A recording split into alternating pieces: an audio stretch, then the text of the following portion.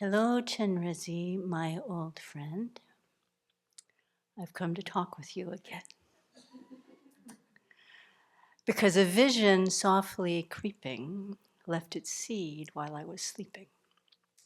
And the vision that was planted in my brain still remains within the sounds of silence. Now, I'm positive Paul Simon was not thinking of a silent retreat when he wrote that verse. But it has served me well for many, many, many, many retreats. Just that opening line, I started when I first did a Vajrasattva retreat in 1998. Hello, Vajrasattva, my old friend. I've come to talk with you again. And Venerable Chodron has written in her commentary on the Chenrezig practice that Chenrezig is our best friend. If she was speaking to the Vajrasattva retreatants, she would say Vajrasattva is our best friend. If we were doing Tara retreat, she would say Tara is your best friend. Because this omniscient mind of the Buddha that we are both taking our refuge in, aspiring to become, manifests in all these different ways. And the more we can cultivate in our practice that this is our best friend, the quicker I think we'll become Buddha ourselves. That's my theory anyway. I don't think that's in the scriptures. I'll own that as my own thought. But here we are. It's our second day of being in the sound of silence, second full day. And I've already had my own experiences with it. And I thought, oh, there's some things that in the opening talk maybe we didn't touch on. One of them is that it takes a little bit of time to settle into the sound of silence. As Venerable Seppel noted last night, and I have seen this too, it seems like people have really settled into the silence very quickly. But what's going on inside our minds? My guess is not much silence. Because it's hard to go, well, I mean, how do you measure engines? I don't exactly know how this works, but they talk about going from 0 to 60 in X number of seconds. And that's how you measure how powerful your engine is or something like that. I don't know. And the reverse is, do you go from 60 to 0 in how many seconds? How long does it take to brake from 60 miles an hour or 120 miles an hour to 0?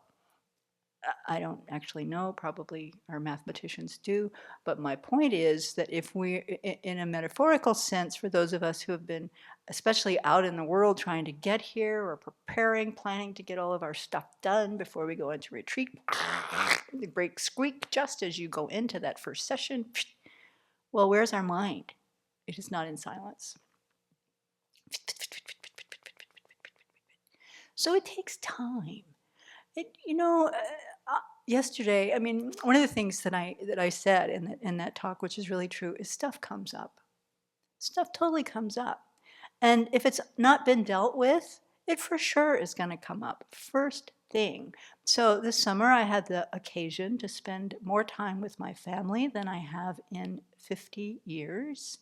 And sure enough, as soon as the silence, the gong hit, what's there? Oh, my family. Hi. Nice to see you again. We've been on the cushion together many, many, many, many times. So it's not new, it's a different perspective. Working with that and just allowing it and see, okay, what is it this time? What is this stuff that's coming up about this time? What's the affliction going on in this stuff? How do I work with that? What's the antidote? So over time, as we learn to be in retreat, when this stuff comes up, after a while you just go, oh, hi, old friend. Nice to see you again. Let's work with it so I can get back to Chenrezig, which is where I want my mind to be. So not to be discouraged that this is what is happening in the first few days, maybe the first few weeks, maybe the first month. If you're only here for a month, that's what your retreat is about. So it's not that our retreat should have been about Chenrezig or Vajrasattva, and I made it about my family. It's that whatever comes up in our mind during retreat is a part of our retreat. And we work with that. It's not like we then just go off and then spend the whole 3 months fantasizing about our family or the things we should have done differently.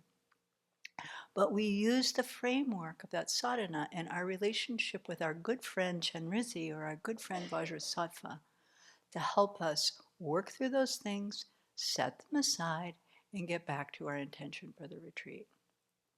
The other thing, so that was my yesterday. Today, what's up? Right? A vision softly creeping while I was sleeping. And since I'm sitting in the back this time, I noticed that I am not alone. So I wanted to bring that up as well, because I know that's an issue. Partly it's the result of coming in and trying to break from 120 to 0.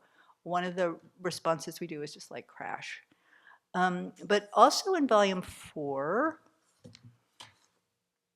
Following in the Buddha's Footsteps, which we are reviewing right now, coming up soonish, I don't know how soon we'll get there, we will get to the obstacles and the antidotes to our practice, so the hindrances. So I wanted to bring up some of what Venerable Children says about how to deal with lethargy and sleepiness, because the sooner, too, we can start to get a handle on that, the more we'll be able to crisp up our mind and do what we want to do. She says, the mind is dull and unclear and lacks energy. It has a, why does it come? They're caused by 5 factors: bad dreams, mental unhappiness, physical exhaustion, unbalanced food consumption, and depression. Mental unhappiness, also resistance to what we're doing. That kind of stuff also makes our mind cloudy and so forth. So your mind gets totally clouded over and we find ourselves just, not able to concentrate. We just want to like doze. And sometimes you're like completely restless, you're and the next second, out. Yes, yes, yes, yes, yes. His Holiness quotes Nagarjuna in Nagarjuna on the 6 Perfections. Several verses, I'll only read 2. You, get up! Don't lie there hugging that stinking corpse that is all sorts of impurities falsely designated as a person. It's as if you've gotten a serious disease or been shot by an arrow. With such an accumulation of suffering and pain, how can you sleep? So that's a good antidote right there. Oh, hugging this corpse, this one, how can you sleep? So we can chide ourselves a little bit. His 4th verse here, sleep is a vast darkness in which nothing is visible. Every day it deceives and steals away your clarity. When sleep blankets the mind, you are not aware of anything. With such great faults as these, how can you sleep? So we think about the disadvantages of that sleepiness. We think about the urgency of our practice. We think about how much time we actually have left. That's part of the urgency there. And that can help to arouse us from the sleep. But other specific antidotes,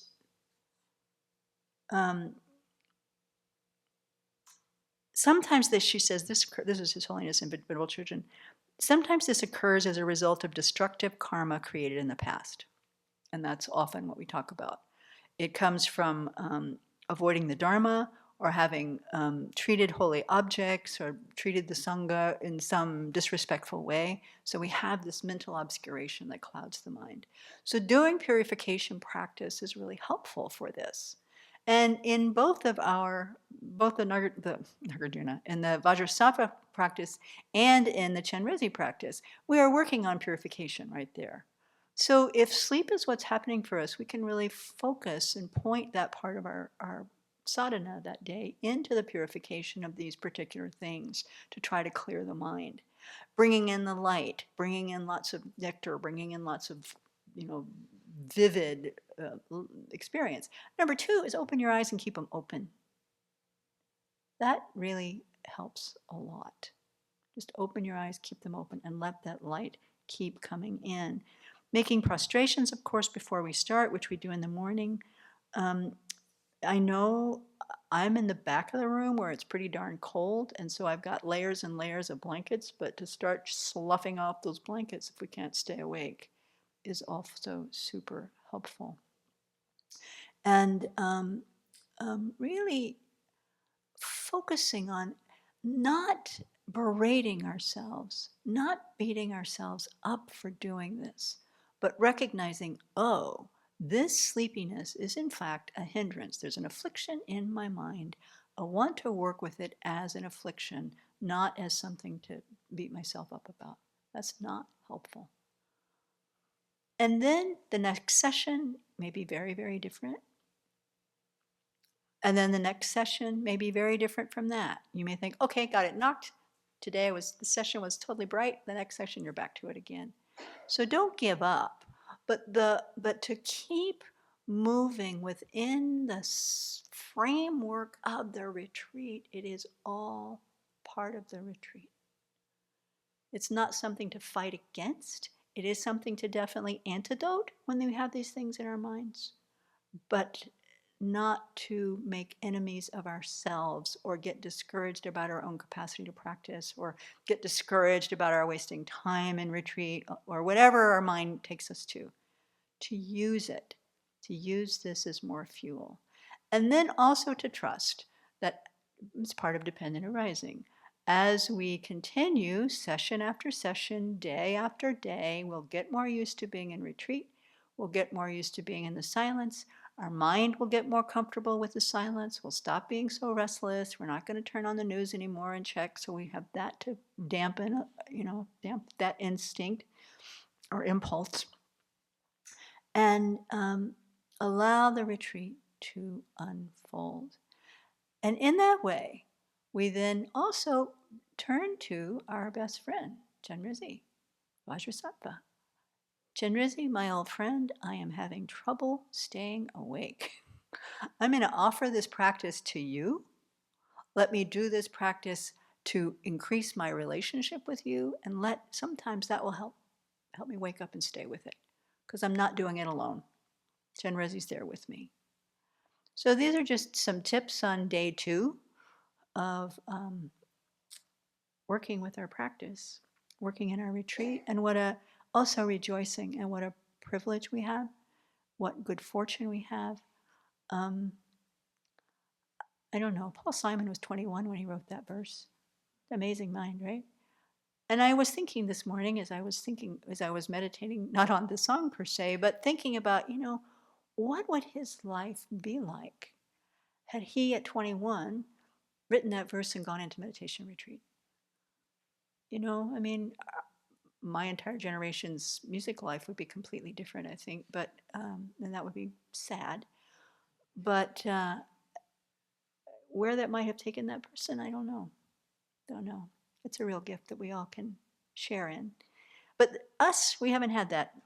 We haven't had that distraction of being musical geniuses at the age of 21, writing songs that hit the charts. So when you're 22, we're here doing our practice and working for this, to be able to liberate Paul Simon and all living beings. So may we do so with an open heart, talking to our best friend Chenrezig or Vajrasattva.